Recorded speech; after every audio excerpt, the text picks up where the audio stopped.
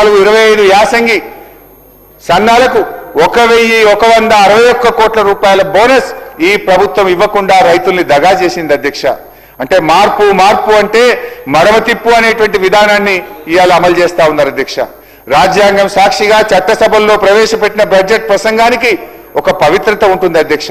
కానీ బడ్జెట్లో చెప్పింది ఆర్థిక మంత్రి గారే స్వయంగా అసెంబ్లీలో చెప్పినటువంటి బడ్జెట్ ప్రసంగంలో చెప్పిన మాటలే అమలు కాకపోతే ఇంకా ఈ బడ్జెట్కి ఏం అర్థం ఉంటుంది అధ్యక్ష? నాకైతే ఐఎమ్ ఫీలింగ్ అషేమ్డ్ అధ్యక్ష. అంటే బడ్జెట్ శాంటిటీనే ఈరోజు దెబ్బతీస్తున్నటువంటి పరిస్థితి అధ్యక్ష. మొత్తంగా ఈ బడ్జెట్ ప్రసంగాలు చూస్తూ ఉంటే వీరి సంకల్పంలో ప్యూరిటీ లేదు, వీళ్ళు చెప్పే మాటల్లో క్లారిటీ లేదు, బడ్జెట్ ప్రసంగాల్లో శాంటిటీ లేదు, బడ్జెట్ లో చెప్పిన మాటలు అమలు చేస్తారన్న గ్యారంటీ లేదు అనేటువంటిది అర్థమైతా ఉంది అధ్యక్ష. మేనిఫెస్టోలో ఒకటి రాస్తారు, బడ్జెట్ లో ఒకటి చదువుతారు, క్షేత్రస్థాయిలో మరొకటి చేస్తున్నారు అధ్యక్ష. అందుకే ఈ బడ్జెట్లు no purity, no clarity, no surety government అధ్యక్ష. ఇది అధ్యక్ష, మిమ్మల్ని నమ్మిన రైతుల్ని ఆగం చేయడానికి ఎందుకు ఇన్ని ఎత్తుగడలు? ఇదేంటి అని అడిగితే రైతుల చేతులకు బేడీలు వేస్తారు, ప్రతిపక్షాలు నిలదీస్తే ప్రతిపక్ష నాయకుల మీద కేసులు బనాయిస్తారు అధ్యక్ష. బట్టి గారు, నేను మిమ్మల్ని సూటిగా అడుగుతా ఉన్నా అధ్యక్ష, అసలు ఇప్పుడు ఈ యాసంగి పంటకైనా బోనస్ ఇస్తారా ఇవ్వరా? పోయిన యాసంగికి బోనస్ ఇవ్వలేదు, ఇప్పుడు ఈ యాసంగిలోనైనా రైతులకు బోనస్ ఇస్తారా లేదా మీ సమాధానంలో చెప్పాలని చెప్పి ఈ సభ సాక్షిగా నేను బట్టి గారిని ఈ ప్రభుత్వాన్ని అడుగుతా ఉన్నా అధ్యక్ష. ఎన్ని అధ్యక్ష? రుణమాఫీలో దగా, రైతు బంధులో దగా, బోనస్ లో దగా, పంటల బీమాలో దగా అధ్యక్ష. పంటల బీమా గురించి ఎంత గొప్పగా చెప్పింది అధ్యక్ష ఈ బడ్జెట్ బుక్ లో, ఒకసారి చూడండి అధ్యక్ష. బడ్జెట్ బుక్ లో అధ్యక్ష పేజ్ నెంబర్ 19 అధ్యక్ష, పేజ్ నెంబర్ 19 లో చాలా గొప్పగా చెప్పారు అధ్యక్ష. నేను సొంతగా చెప్తలేను, ఇవన్నీ మీరు చెప్పిన మాటలే చెప్తున్నా అధ్యక్ష. ఈ సంవత్సరం నుండి ప్రధానమంత్రి ఫసల్ బీమా పథకంలో చేరాలని నిర్ణయించాం. ఈ పథకం కింద రైతులకు చెల్లించాల్సిన బీమా కూడా రాష్ట్ర ప్రభుత్వమే చెల్లిస్తుంది. రైతులకు పైసా ఖర్చు లేకుండా వారు చేసిన పంటలకు పూర్తి భద్రత ఈ ప్రభుత్వం కల్పిస్తుంది అని చెప్పారు అధ్యక్ష. మరి ఏమైంది అధ్యక్ష? దీనికి బడ్జెట్ లో 1300 కోట్ల రూపాయలు కేటాయిస్తున్నామని చెప్పారు అధ్యక్ష. బడ్జెట్ లో నిధులు కేటాయించారు అధ్యక్ష. కానీ వాస్తవంగా జరిగింది పంటల బీమాకు అతిగతి లేదు అధ్యక్ష.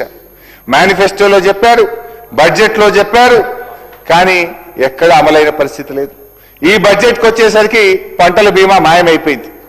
పోయిన 2 బడ్జెట్లో పంటల బీమా చెప్పారు, ఈ బడ్జెట్ లో పంటల బీమాని మొత్తానికి ఎత్తేసింది అధ్యక్ష. అంటే ఇప్పుడు రైతుల పరిస్థితి ఏంది అధ్యక్ష? గత 2 సంవత్సరాలుగా అకాల వర్షాల వల్ల, తుఫాన్ల వల్ల, వడగళ్ల వాన వల్ల నష్టపోయిన రైతాంగానికి ఇవాళ మీరు మాట తప్పడం వల్ల ఇవాళ రాష్ట్రంలోని లక్షలాది మంది రైతులకు ఇవాళ తీవ్రమైనటువంటి అన్యాయం జరుగుతూ ఉంది. బడ్జెట్ ప్రసంగంలో చెప్పి 1300 కోట్లు కేటాయించి పంటల బీమా పథకం అమలు చేయకపోతే ఆ రైతుల పరిస్థితి ఏం కావాలి అధ్యక్ష? పోనీ మీరు చెప్పిన ఇన్పుట్ సబ్సిడీ అయినా ఇస్తున్నారా? ఎకరానికి 10,000 ఇన్పుట్ సబ్సిడీ ఇస్తామన్నారు. నా నియోజకవర్గంలోనే, రాష్ట్రంలో అంతటా అదే పరిస్థితి అధ్యక్ష. గత 3 సీజన్లలో నష్టపోయినటువంటి రైతులకు ఈ రోజుకు పంటల బీమా అందలేదు, కనీసం ₹1 ఇన్పుట్ సబ్సిడీ కూడా అందలేదు అధ్యక్ష. అంటే అధ్యక్ష, బోనస్ బోగస్ అయిపోయింది, బీమా బూటకమైపోయింది. మీరు చెప్పిన ఒక్క మాట కూడా రైతుల విషయంలో, మీ రైతు డిక్లరేషన్ లో చెప్పిన, మీ బడ్జెట్ లో చెప్పిన ఏ ఒక్క మాట కూడా ఈ ప్రభుత్వం రైతుల విషయంలో నిలుపుకోలేదు అధ్యక్ష. నేను సభ సాక్షిగా బట్టిగా అడుగుతా ఉన్నా, ఈ సంవత్సరమైనా పంటల బీమాకు డబ్బులు కట్టరా? బీమా అమలు చేస్తారా చేయరా? లేదంటే మేము మేనిఫెస్టోలో చెప్పాం, వరంగల్ రైతు డిక్లరేషన్ లో చెప్పాం, మొదటి బడ్జెట్ ప్రసంగంలో చెప్పాం, మాట తప్పామని ఒప్పుకోండి, బహిరంగంగా రాష్ట్రంలోని రైతులకు క్షమాపణ చెప్పాలని చెప్పి మీ ద్వారా ఈ ప్రభుత్వాన్ని డిమాండ్ చేస్తా ఉన్నా అధ్యక్ష. అదేవిధంగా అధ్యక్ష, రైతుల పరిస్థితి చూస్తే అట్లా రైతు కూలీలు అధ్యక్ష. ఇందిరమ్మ ఆత్మీయ భరోసా, పేరు గొప్ప ఊరు దిబ్బ అన్నట్టు తయారైన మరో పథకం అధ్యక్ష. దీని పరిస్థితి అధ్యక్ష, మొదటి బడ్జెట్ లో అధ్యక్ష పేజ్ 18,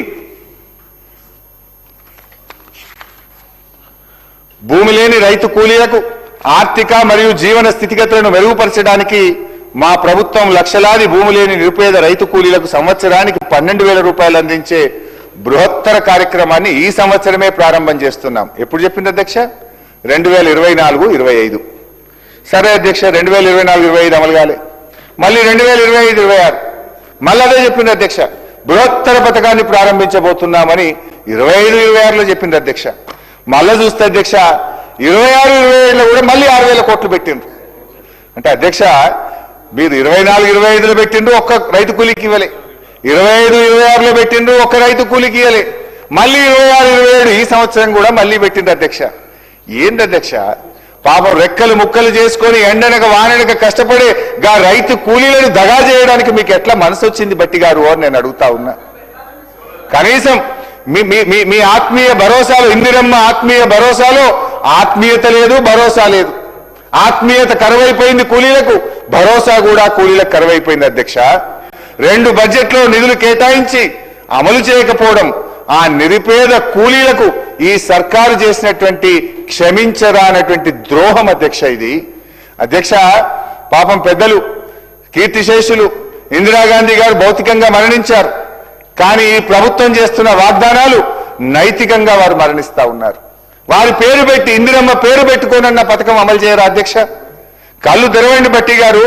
అంకెల గారడి కాదు, ఇచ్చిన మాట ప్రకారంగా నిరుపేద కూలీల కడుపు నింపాలని చెప్పి మీ ద్వారా ఈ ప్రభుత్వాన్ని కోరుతా ఉన్న అధ్యక్ష.